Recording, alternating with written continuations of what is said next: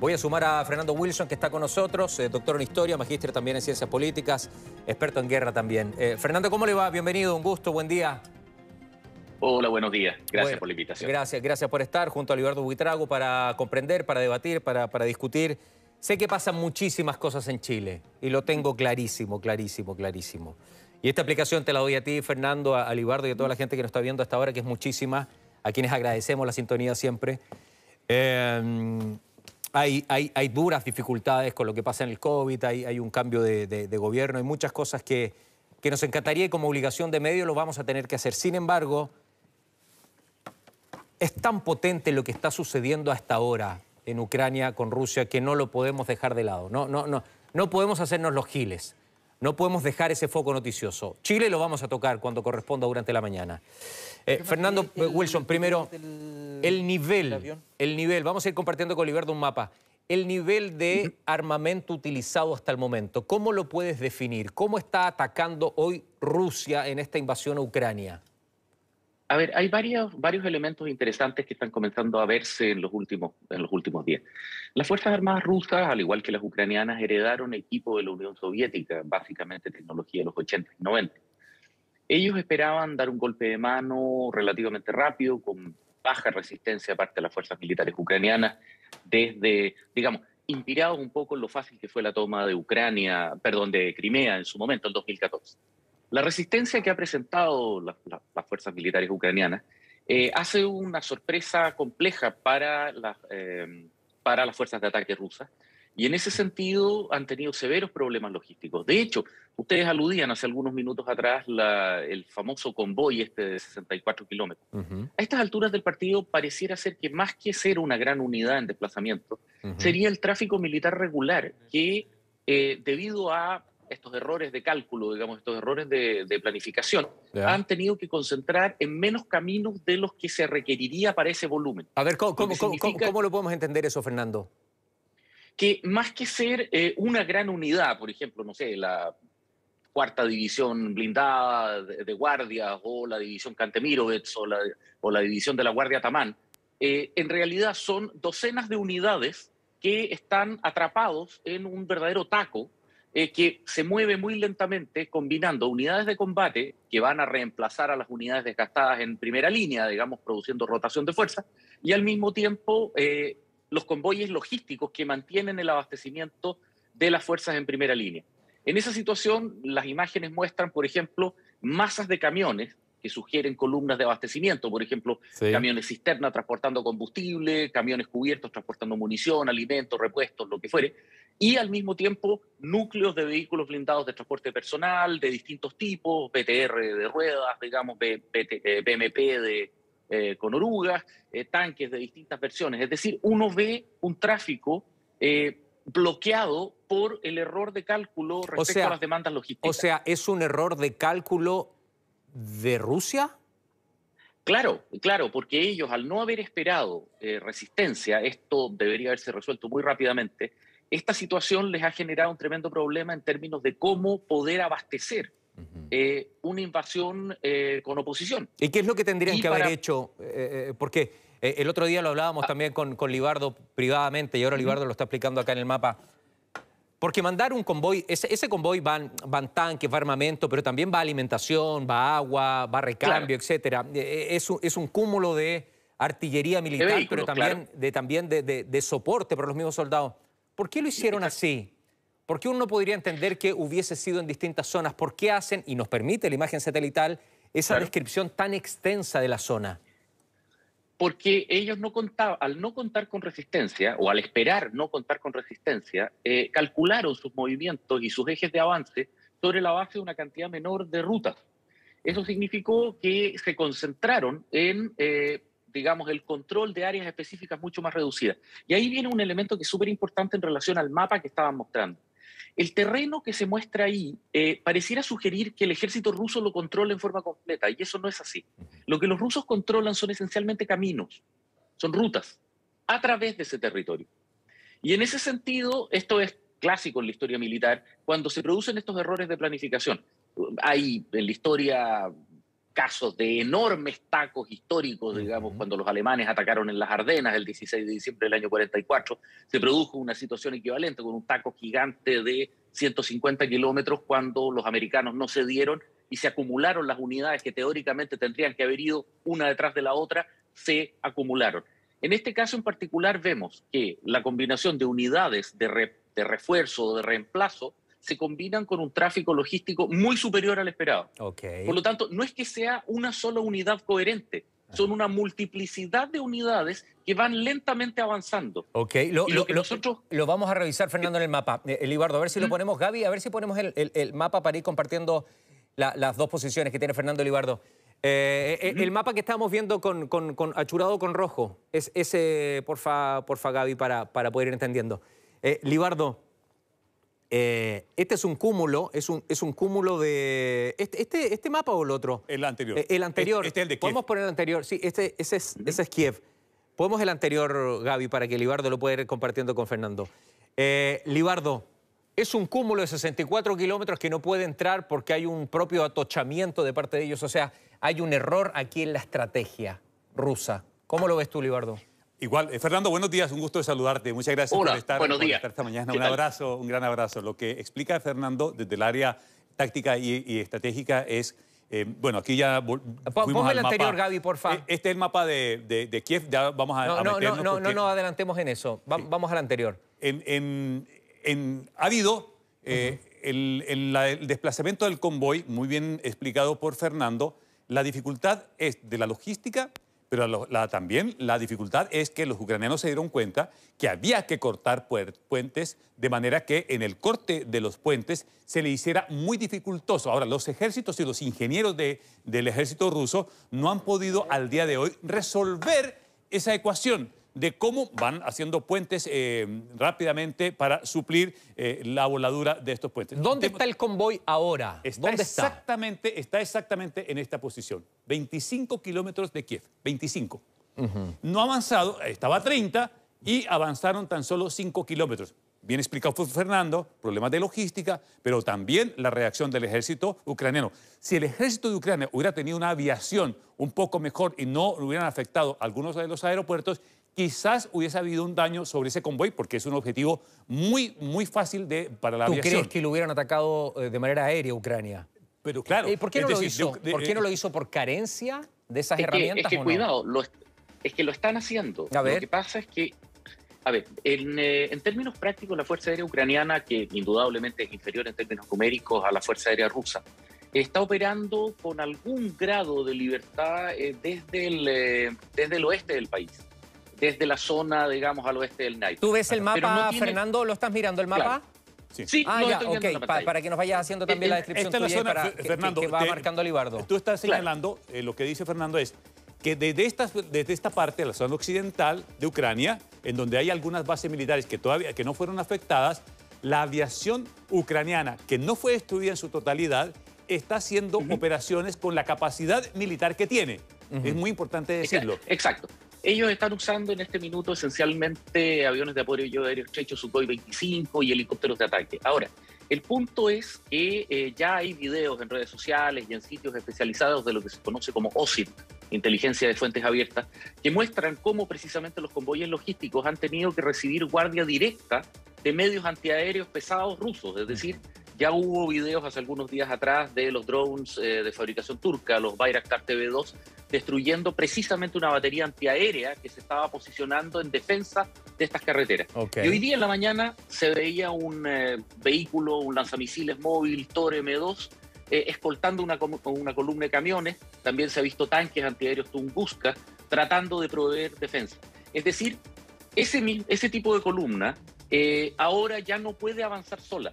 Los rusos están teniendo que dedicar medios que deberían estar dando defensa antiaérea a las fuerzas de primera línea para su artillería y sus convoyes logísticos, distrayendo medios.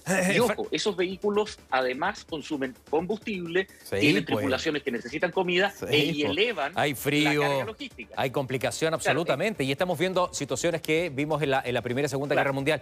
Fernando, ¿qué tan importante, qué tan relevante, lo hablábamos con Libardo hoy desde muy temprano, ha sido la resistencia ucraniana tácticamente, como herramientas de guerra, como defensa de guerra.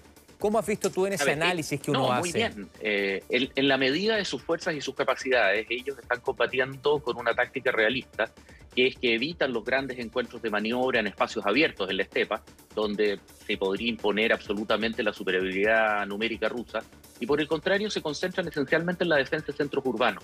Obligan a los rusos a combatir a corta distancia, incrementan la efectividad del armamento antitanque que les proveyó Occidente y del que ellos ya tenían en cantidades importantes. De hecho, Ucrania, en Kharkov, que es un gran centro de fabricaciones militares ya desde la era soviética, tienen varios diseños de armas de misiles antitanque propios, el Corsair, el Pirate, etc.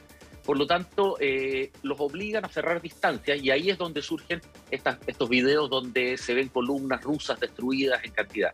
Han evitado hacer el juego, entre comillas, a la supremacía rusa en términos de combate de maniobra en espacios abiertos, obligándolos a usar su propio proceso. Y el otro tema es que, como se ve en el video que muestran ahí, están usando también armamento portátil antiaéreo, los SA-14 que entregó Alemania, los Stingers, los SA-18 y SA-16 que ellos mismos fabrican, y con eso impiden a la Fuerza Aérea Rusa hacer un acto, o sea, hacer un apoyo aéreo estrecho. Ajá. Y es fundamental considerando que la artillería rusa, que es fundamental en su forma de hacer la guerra, no tiene la disponibilidad de munición necesaria para hacer los enormes bombardeos que ellos acostumbran a hacer, como lo hicieron, por ejemplo, en Chechenia, en la Segunda Guerra Chechenia, en Grozny, etc. Ajá. Ahí se ve el misil como impacta este helicóptero Mi-24.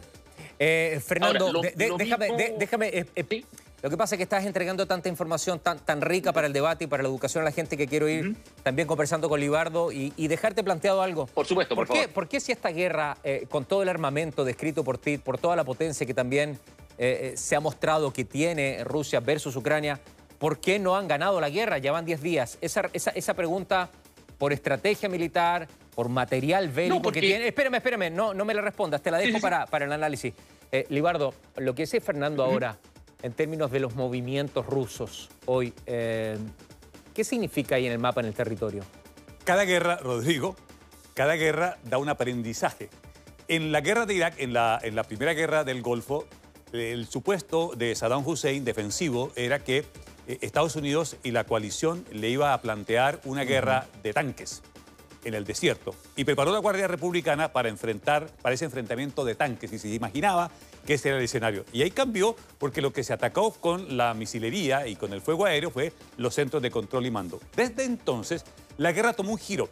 Lo que explica muy bien Fernando es lo siguiente. Fernando dice, mire, aquí lo que han evitado las tropas ucranianas, que no tienen la capacidad ni la musculatura, es enfrentamiento de ejércitos con ejércitos. Eso no se está dando en Ucrania. Lo que está ocurriendo es que hay acciones defensivas por parte de Ucrania, que el avance de brigadas y de convoys como el que está ocurriendo, lo hacen de manera de golpearlo y retirarse. Golpear y replegarse. O sea, entra y sale. Entra y sale, porque no tiene la capacidad continua de dar un combate en zona abierta. Segundo, le quita velocidad, es muy importante eso, le quitó velocidad a la invasión. ¿Por qué le quitó velocidad? Porque si te corta un puente y tú no puedes pasar con el convoy, entonces se retrasa en tanto resuelve el problema del puente. Hay que hacer un puente rápidamente provisorio para mandar. ¿Y quién está derribando los puentes? Los propios ucranianos. Los propios ucranianos. Y lo están dejando de manera, y algunos de ellos les están colocando cargas explosivas, de manera que cuando llegue el convoy, y aquí hay una serie de puentes todavía, por eso se han detenido, que cuando ellos avancen se van a encontrar con cargas para dinamitar esos puentes. Ahora bien, en ese contexto, las lecciones que por lo pronto ha entregado el ejército de Ucrania es la siguiente. Cuando tú tienes claridad en el objetivo, que lo tiene, ¿quién se la dio? Zelensky. Zelensky, como comandante en jefe, le dijo al alto mando, ¿sabe qué? Ustedes me defienden la integridad del territorio ucraniano. Que los rusos tienen más armas, más aviones, más barcos de guerra, más buques de guerra, más artillería, mejores cohetería. Y Occidente lo que ha hecho, que ha apoyado, y ahí lo ha explicado con la calidad técnica, Fernando, respecto a que soldados están utilizando el Stinger, que es muy portátil, van, hacen escaramuzas, golpean, se retiran y ralentizan al ejército ruso. Okay. El diseño de la estrategia inicial de una guerra relámpago estuvo muy mal hecho por los integrantes del Pentágono, del Kremlin. Mal diseñada la guerra, mal ejecutada y tuvieron que aplicar un plan B. Está Putin con el plan B, que significa entonces, como ya el plan A me falló, entonces yo trato de meterme por el sur, voy a la parte este e intento con el convoy llegar acá. Pero lo que le ha ocurrido es que en todos los frentes, en todos, no solamente el ejército ucraniano, los milicianos, y aunque sea con bombas Molotov, están deteniendo el avance que debió haber sido más espectacular de los rusos. Si esa fábrica de cervezas que vendía cerveza como loco terminó entregando las botellas para que los civiles hicieran bombas Molotov. Siguiendo ese análisis de Libardo, 1.400.000 botellas. Imagínate, exactamente 1,5 millones de botellas de cerveza hoy son bombas Molotov. Fernando, la pregunta era, y con esto no te quito más tiempo, ¿por qué Rusia, con todo el poderío que tiene, no ganó esta invasión, esta guerra en 48 horas? Porque está peleando una guerra distinta a la que esperaba pelear. En ese sentido, el desprecio a Zelensky como liderazgo político y en general a las instituciones ucranianas por un lado, y el desprecio a la capacidad militar de las fuerzas ucranianas, tal como desempeñaron una muy mala performance en 2014 en Crimea, llevó a los rusos a pensar que esto, con un golpe de mano sobre Kiev para descabezar el sistema político ucraniano y un paseo militar de ocupación prácticamente sin oposición, iba a bastar. Algo muy parecido a lo que hicieron los alemanes en Austria el año 35, en el Anschluss. Sin embargo, se encontraron con un enemigo que había hecho las tareas, y en ese sentido, por favor, no es solo Zelensky. Las Fuerzas Armadas ucranianas llevan publicando papers, digamos, en textos militares. No juega solo, no juega solo. No.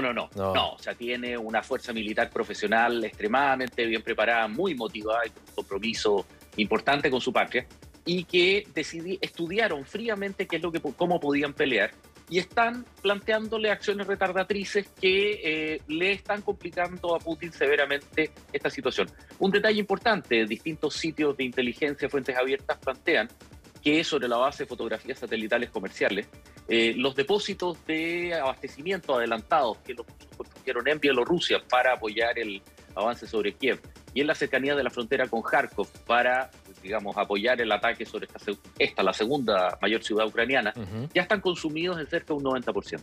Es decir, los rusos tendrían, si es que quieren un triunfo militar directo en los próximos días, tendrían que conseguirlo con estos últimos restos de suministros o volver a producir un acopio que probablemente les tomaría cerca de un mes. Es decir, todas las declaraciones que ustedes estaban citando de Putin, vemos un líder que está comenzando a mostrar la tensión. Es decir, este jugador de póker durísimo, digamos, que no muestra ninguna emoción, ya comienza ahora a mostrar fisuras.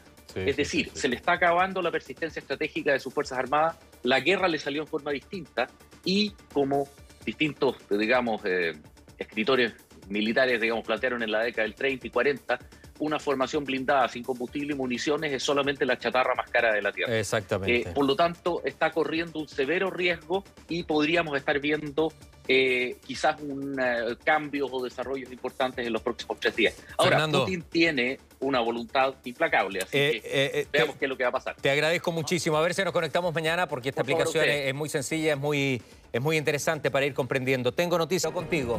Sí, Rodrigo, saludo también a Libardo para que vayamos aquí entre todos actualizando las últimas informaciones y detenernos en algunos elementos que me parece que es importante poder ir analizando para poder poner en contexto. Más temprano nuestra compañera Darinka Marsic nos mencionaba esta última locución del presidente Vladimir Putin, donde hizo mención a distintos aspectos. Uno de ellos tiene relación con las sanciones de Occidente, que calificó como una declaración de guerra. Dijo que no iba a imponer la ley marcial y también que todos aquellos países que impongan una zona de exclusión aérea van a ser parte del conflicto. Antes de seguir comentando este tema, ¿qué les parece si pasamos a revisar las declaraciones del presidente ruso y luego seguimos con la conversación? Dale.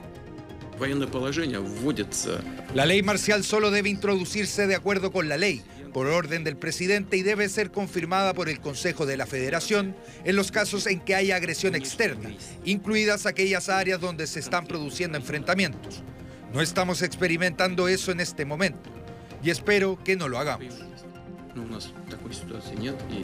Sí, ahí escuchábamos las declaraciones del presidente Vladimir Putin, donde ha continuado además con la narrativa que le hemos escuchado desde el inicio de este conflicto, donde le justifica esta invasión diciendo que está destinada a proteger a los ciudadanos rusoparlantes en Ucrania. Dice, todos los que están peleando ahora en Ucrania lo están haciendo por nuestros hijos, y en una afirmación que va en contra de la evidencia, realmente dice que los combates en Ucrania están yendo según lo planificado, algo que, por lo que se ha visto ahí en el terreno, no se condice con la realidad. Ya hemos visto la férrea resistencia que han mostrado los ciudadanos en Ucrania, y me gustaría, si nos podemos detener en las sanciones, Libardo, porque ya hemos visto que en ocasiones anteriores, por ejemplo, con la invasión a Crimea, o cuando fue el caso de envenenamientos a opositores rusos, como es el caso de Alexei Navalny, que desde Occidente se habían fijado sanciones,